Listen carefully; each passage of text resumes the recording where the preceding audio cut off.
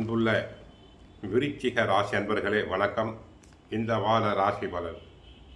விருச்சிக ராசி அன்பர்களுக்கு 4ஆம் இடத்தில் செவ்வாய் புதன் ராகு இணைவு, 5இல் சனி சூரியன் சுக்கிரன் இணைவு, அஷ்டமத்தில் குரு, 10ஆம் இடத்தில் கேது இருக்கிறார். 4இல் செவ்வாய் ராகு 8இல் குரு இருப்பதால் எதிலும் சிந்தித்து செயல்படுதல் வேண்டும். அலைச்சல் காரணமாக இருப்பதை அனுபவிக்க இடையூறுகள் உண்டாகலாம். நெருங்கியவர்களால் நிம்மதி குறைவு ஏற்படும். வண்டி வாகனங்கள் மூலமாக வீண் செலவுகள் வந்து சேரும். அடிக்கடி வாகனங்கள் பழுதாகும். பல வரவில் ஏற்ற இறக்கம் உண்டு. தொழில் வியாபாரத்தில் நீங்கள் நினைப்பது ஒன்று, நடப்பது ஒன்று. தொழிலில் தேக்க நிலை நிலவும். தொழிலாளர்களுடைய ஒத்துழைப்பு கிடைப்பது மிகவும் கடினம். பார்ட்னர்ஸ்களுக்குள் பிரச்சனை வராமல் பார்த்து கொள்ள வேண்டும். சிலருக்கு சட்ட ரீதியாக சிறு சிறு சிக்கல்கள் ஏற்படலாம் என்பதால் தொழில் தொடர்பான கணக்கு வழக்குகளை சரியான முறையில் பராமரித்தல் வேண்டும். உத்தியோக ரீதியாக பார்க்கின்ற போது பிறருடைய வேலையையும் தாங்கள் சேர்த்து செய்ய வேண்டிய அவசியம் உண்டு. உணவு விஷயத்தில் கட்டுப்பாடு தேவை. மாணவர்களுக்கு கெட்ட சகவாசம் கூடாது. பெற்றோர் சொற்பொறி, ஆசிரியர் சொற்பொறி கேட்குதல் வேண்டும்.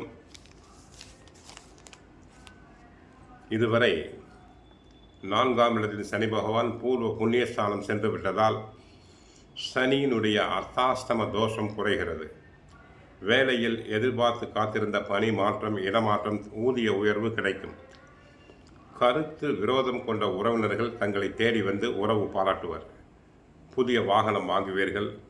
பொருளாதாரத்தை சிரம வாழ்க்கை துணையின் மூலம் அகலும். தொழில் வியாபாரத்தில் புதிய மாற்றங்கள் வரலாம். வணிகத்தில் வாடிக்கையாளர்கள் எண்ணிக்கை அதிகரிக்கலாம். 8ஆம் இடத்தில் குரு பகவான் வக்கரமாக இருக்கிறார். 4இல் ராகு இருக்கிறார். இவை இரண்டும் தோஷங்களை தரலாம். எச்சரிக்க வேண்டிய காலம். உடல் ஆரோக்கியத்தில் மிகுந்த கவனம் தேவை. தேவையில்லாத பிரச்சனைகளில் மன அழுத்தம் ஏற்படும். எதிர்பாராத பிரயாணங்களால் சிரமங்கள் உண்டு. வேலைகளில் அதிக கவனம் வேண்டும். அடிக்கடி உடல் சோர்வு வந்து தங்களை படுத்தலாம். சிலருக்கு தலைவயிறு, வயிறு உபாதை வரலாம். உடல் நலனில் கவனம் தேவை. வண்டி வாகனத்தில் செல்லும் போது கவனமாக செல்லுதல் வேண்டும். அஷ்டமத்தில் குரு இருப்பதால் எதிர்பாராத செலவுகள் திடீர் என்று வரும். எதையும் திட்டமிட்டு செலவு செய்தல் வேண்டும்.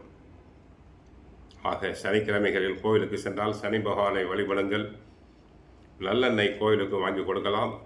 தினமும் பகவத்கீதை சுந்தரகாண்டம் படியுங்கள். நன்மைகள் பெருகும். வாழ்க வளமுடன். மங்களம் உண்டாகட்டும்.